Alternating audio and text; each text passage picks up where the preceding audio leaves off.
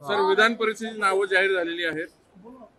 अतिशय आनंदाची गोष्ट आहे की विधान परिषदेमध्ये भारतीय जनता पार्टीच्या वतीनं 5 नावं जाहीर झाली आहेत. विशेषतः आमच्या सगळ्यांचा आग्रह होता की पंकजाताईंना विधान परिषदेमध्ये उमेदवारी दिली जावी. केंद्रीय भारतीय जनता पक्षाने ते मान्य केलं आहे आणि त्यांचं नाव जाहीर केलं आहे. त्यामुळे आम्ही केंद्रीय भारतीय जनता पक्षाचे आभार मानतो. या युतीत असं महायुती होणार असं दिसतंय एकूण यादीवरनं. म्हणजे काय तुम्हाला शंका असेल?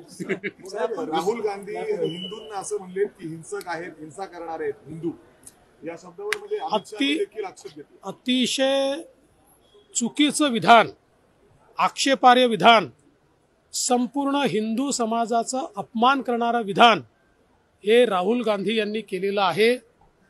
लोकसभेमध्ये तमाम हिंदू समाजाला त्यांनी हिंसक म्हणणं हा हिंदू समाजाचा अपमान आहे.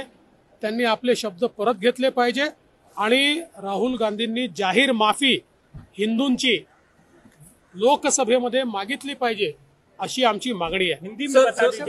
विपक्षी नेता राहुल गांधी ने लोकसभा में जिस प्रकार से हिंदुओं का अपमान किया है और सारे हिंदू ये हिंसा करते हैं, इस प्रकार से जो उन्होंने वक्तव्य किया है, इस वक्तव्य की हम निंदा करते हैं. ये तमाम हिंदू समाज को इस प्रकार से हिंसावादी कहना, इससे बड़ा अपमान दूसरा कोई हो नहीं सकता. राहुल गांधी ने अपने इस वक्तव्य को पीछे लेना चाहिए और लोकसभा में तमाम हिंदुओं को की माफी उन्होंने मांगनी चाहिए.